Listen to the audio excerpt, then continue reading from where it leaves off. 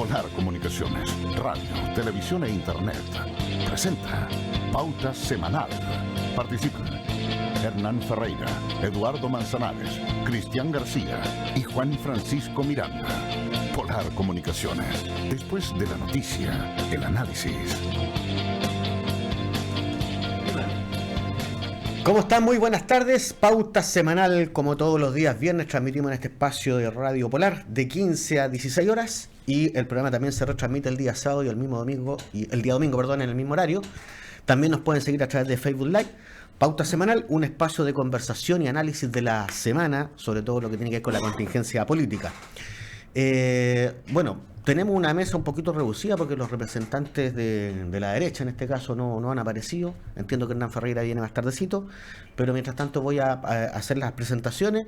Voy a partir por aquí por mi mano izquierda, ¿cierto? Juan Francisco Miranda. ¿Cómo estás, Juan Francisco? Muy bien, Cristian. ¿Tú? Hace rato que no nos veíamos, así que un gusto volver al programa. Sí, no habíamos coincidido en realidad. Y quien me había estado subrogando y que se arroga el ser el conductor del mejor programa con más sintonía, don Eduardo Manzanares. ¿Cómo está, Eduardo? Muy bien, gracias por estar nuevamente acá en Pauta Semanal, Cristian y Juan Francisco.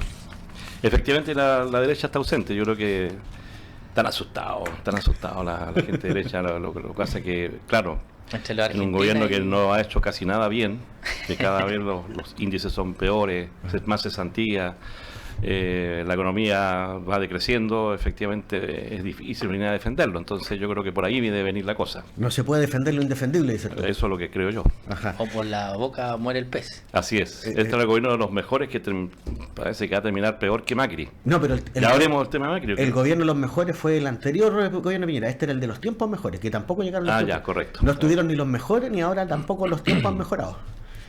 Oye, dos preguntas nomás que tengo para Eduardo Manzanares.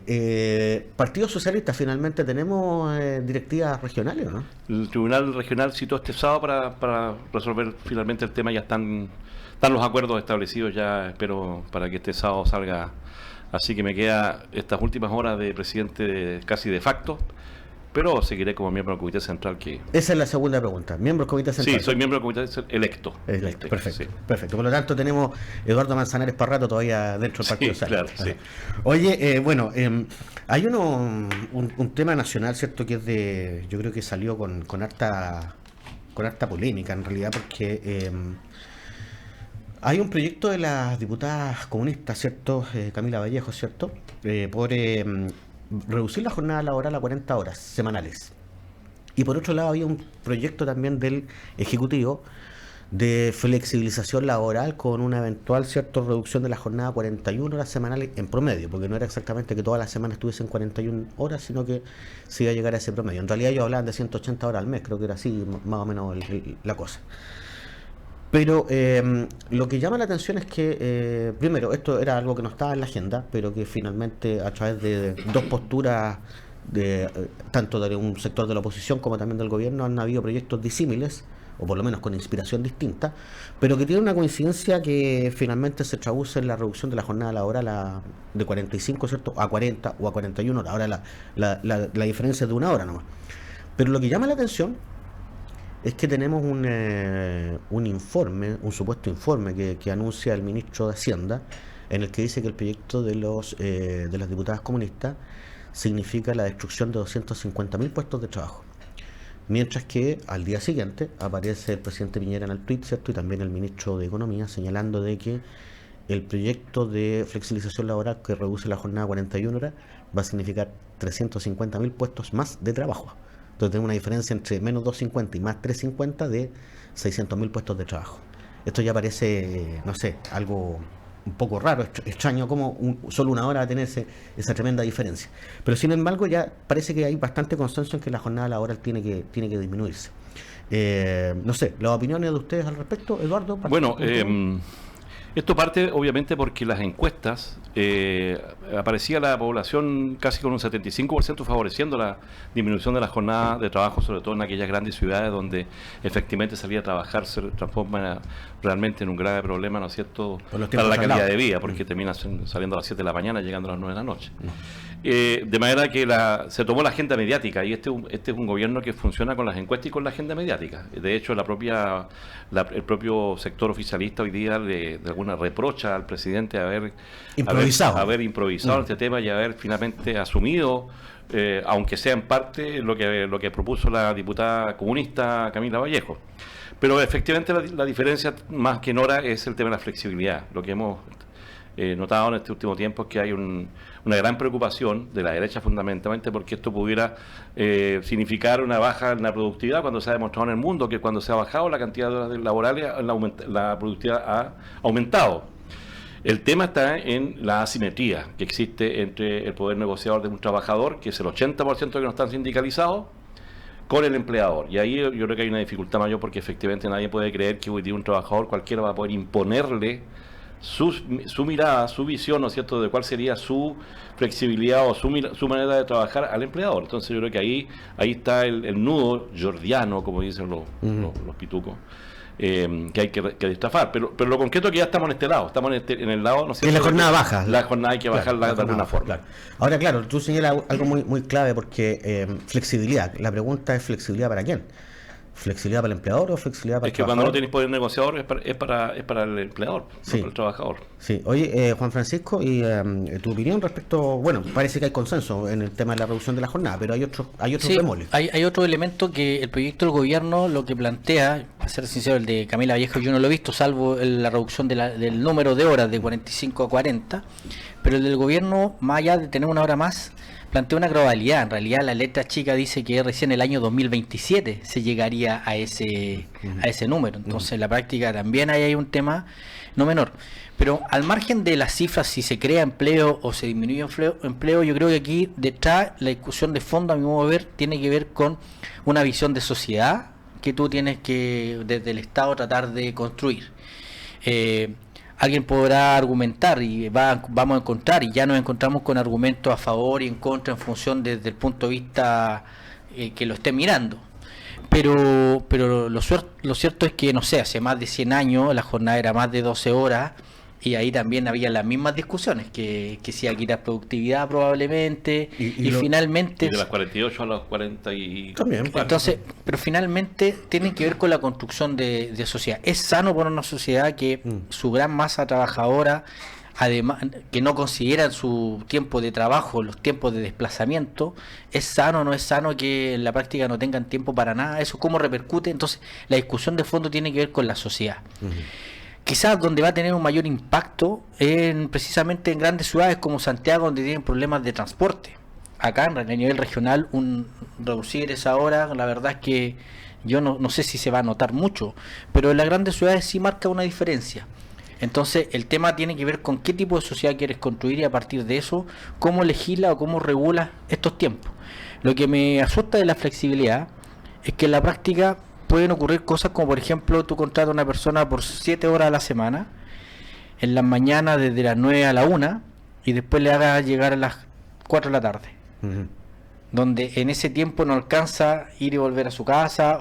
O sea, en la práctica la flexibilidad apunte a que esa persona precisamente mantenga igual el tiempo de alguna manera vinculado al trabajo.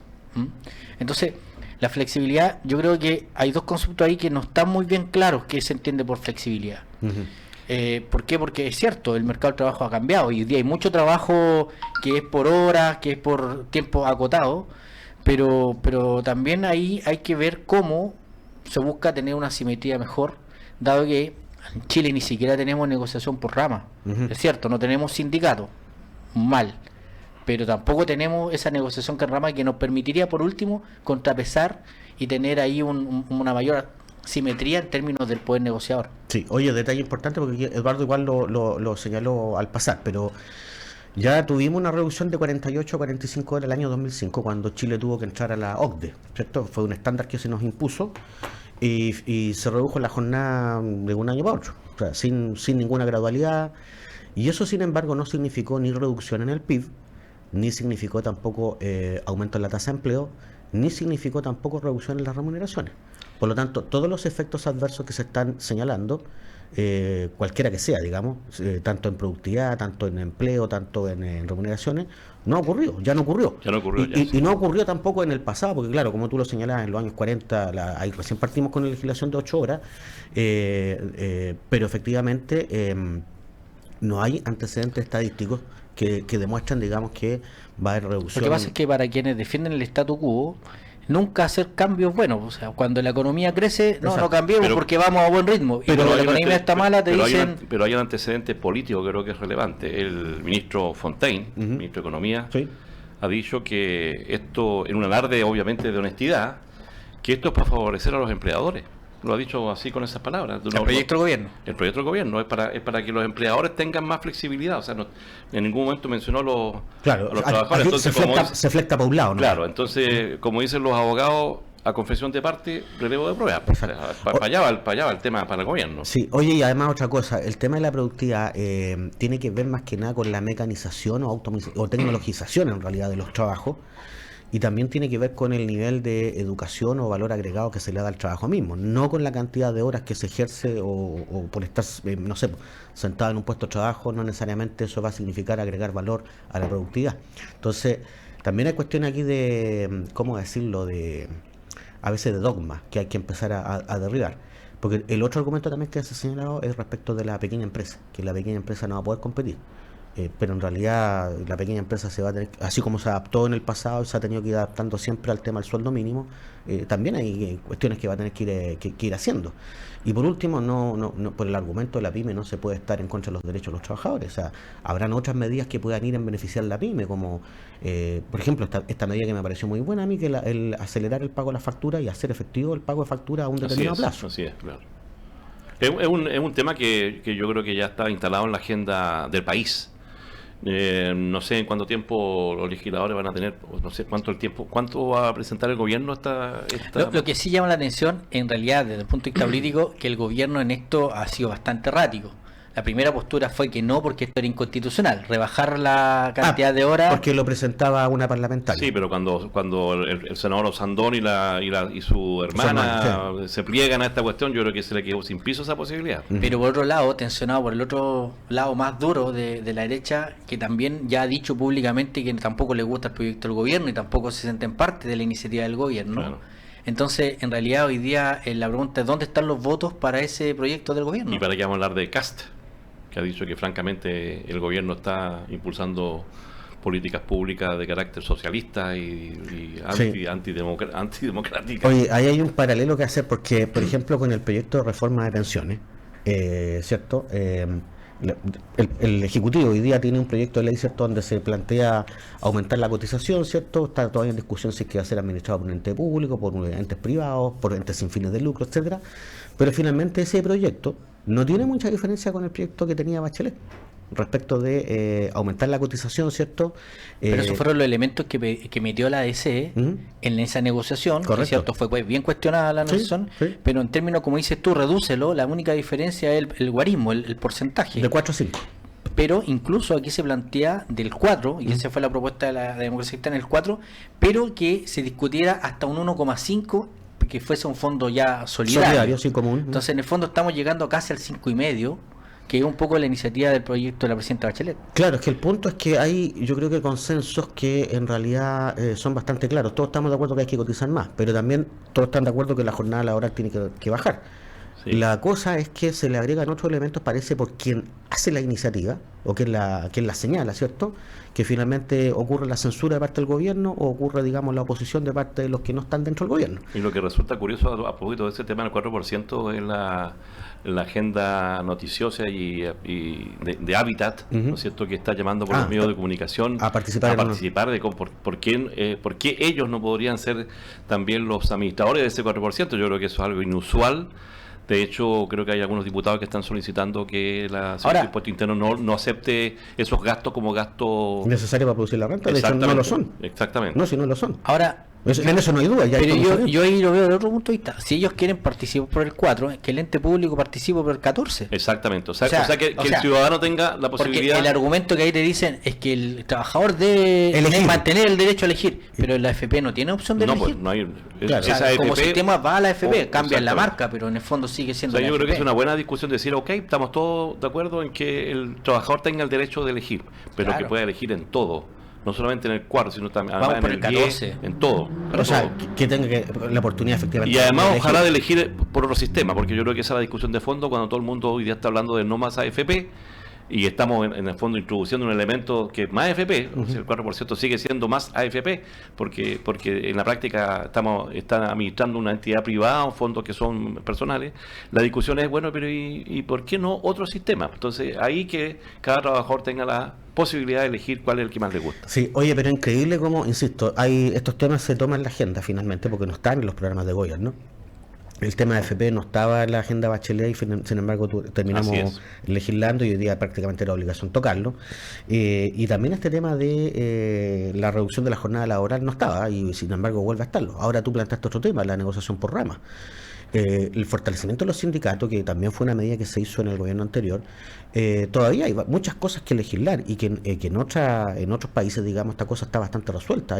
Los grupos negociadores no existen, sino que está el fortalecimiento del sindicato, pero el sindicato además es una unidad que no solamente representa a una empresa, sino que hay una negociación interramal, ¿cierto? O por rama, que permite justamente regularse estas cosas, porque no nos olvidemos, por ejemplo, que en el tema del comercio, en algún momento los malls funcionaban hasta las 12 de la noche. Y eso paulatinamente se fue regulando por el abuso, ¿cierto? Y se estableció también que los días domingos había que entregar por lo menos 2 domingos al mes, ¿cierto?, descanso a los trabajadores. Pero en otros países, los 2 días domingos los grandes centros comerciales no funcionan. De hecho, eso está entregado al comercio de barrio. En la mayoría de los países donde se negocia por rama, es decir, todo ese temor que tiene la derecha, ¿no es cierto?, y el empresariado en general, de que eso va a producir enormes...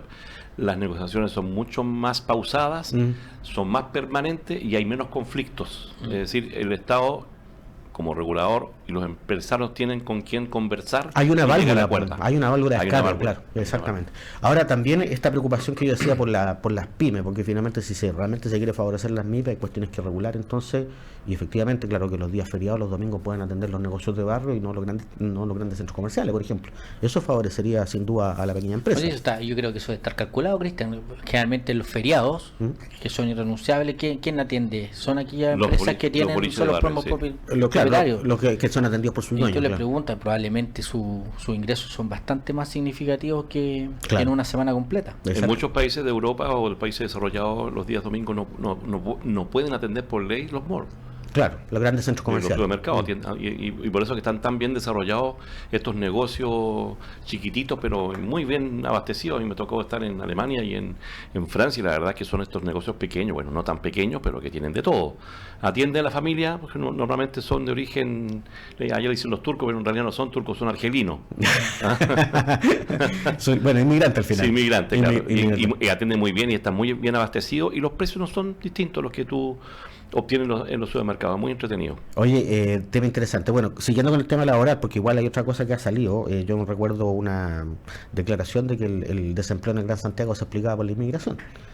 Cuestión también que es bastante cuestionable. Entonces, y otro datito, vimos al ministro de Hacienda por ahí que visitó un convento de monjas y estuvo pidiéndole que rezaran por la economía cuando el dólar empezó a subir.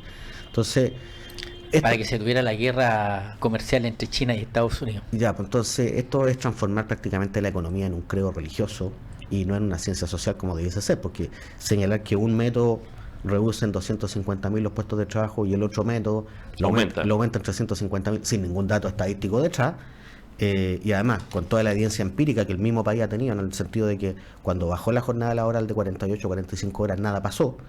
Me parece entonces que realmente estar abusando del cargo de autoridad económica para dar, no sé, algunos creos que, insisto, son absolutamente doctrinarios, no hay evidencia empírica que los avale. O sea, yo concuerdo contigo, y un ministro de Hacienda lo que tiene que dar son señales de certeza y no fomentar la incertidumbre. Porque con el tema religioso fomenta la incertidumbre. Yo esperaría que el ministro de Hacienda dijera, bueno, tenemos un escenario adverso, este es el plan, esto vamos a hacer y para allá vamos. pero pedir que recen, Bueno, por más que haya sido jocoso o no jocoso, pero- te devela que el gobierno tiene un problema comunicacional serio, Ujú. porque generó tanta expectativa. La campaña principal de Piñera Era el que- ante el gobierno era el tema del crecimiento, la expectativa, los tiempos mejores se fundaban en eso, y te das cuenta que en realidad está medio estancado. Hay una encuesta reciente también donde una cifra importante del país, sobre el 70%, considera, un 75% considera que el país está estancado. Claro, así es. Entonces, la señal del punto de vista de mejores tiempos no es real, y están casados con lo mismo que ellos plantearon, criticaban. La O sea, promesa. las críticas que hicieron en su momento también son válidas hacia ellos. Quiere decir entonces que el ministro está esperando un milagro. Está esperando un milagro, También, justamente. pero bueno, consideramos que es parte también de la cultura de la derecha, porque no se olviden de Longueira, que decía que hablaba con Exacto. Jaime Guzmán. Bueno, parte del milagro puede ser un cambio de gabinete, ¿eh? Puede ser, sí. Exacto. Oye, pero no, fuera de broma. Efectivamente, una cosa es no tener plan al final, y lo que tú decías, haber propuesto tanto, prometido tanto y generando tan grande expectativa que finalmente los argumentos que hoy día se dan para señalar por qué no se crece, es echarle la culpa al tema internacional, que es una cuestión verdadera, pero justamente lo que en el gobierno de la presidenta Bachelet también se señalaba, que el mercado internacional hacía efectivamente que el crecimiento económico no pudiese ser mayor. No, claro. Entonces, es una... La baja de China viene hace rato ya. y que no es una cuestión nueva. Un 10%, acuérdense, hace unos cuantos, dos décadas, Ujú. bajó al 7 y ahora están ya en el 6,5 y probablemente todo lo antecedente indica que va a seguir bajando. Claro, porque finalmente cuando la economía es muy reducida, crecer al 12%, 20% no cuesta nada. O cuando está muy empobrecida. Claro, cuando está muy empobrecido. Pero cuando llega a determinado nivel, de ahí seguir subiendo cada vez más cuesta más. Cuesta más. La curva se hace mucho más pesada. Alemania está hoy día, dice que prácticamente a punto de recesión. Hay países ahí como Alemania y Francia que o crecen el 0, no crecen, 0,1 o crecen está creciendo, 0,1, claro, crecen bastante poco, claro. Y en el caso chileno, lo que está aconteciendo finalmente es que uno ve la cifra y de hecho todos los pronósticos, tanto el Banco Central, el PIB tendencial, todos lo reducen, porque efectivamente la expectativa que se generó fue excesivamente alta y la verdad que la economía chilena no puede crecer más. Pues esto también tiene un tema de frontera de producción. O sea, Bueno, y eso es parte del fenómeno populista Mm. de la derecha fundamentalmente. No se olviden lo que pasó con Macri. Que dijo que iba a resolver los problemas históricos de Argentina, lo que está pasando con Bolsonaro ya. bueno, y Ese Macri, populismo tuvo que recular ahora. Claro, promete lo que no puede cumplir. Ujú. Efectivamente, los mercados no se gobiernan con milagros ni rezándole a la Virgen, se gobiernan con antecedentes concretos, ¿no es cierto?, de la economía, producción, productividad, demanda, factores políticos, por ejemplo, con esta guerra comercial que hay hoy día entre China y Estados Unidos. Eso es lo que...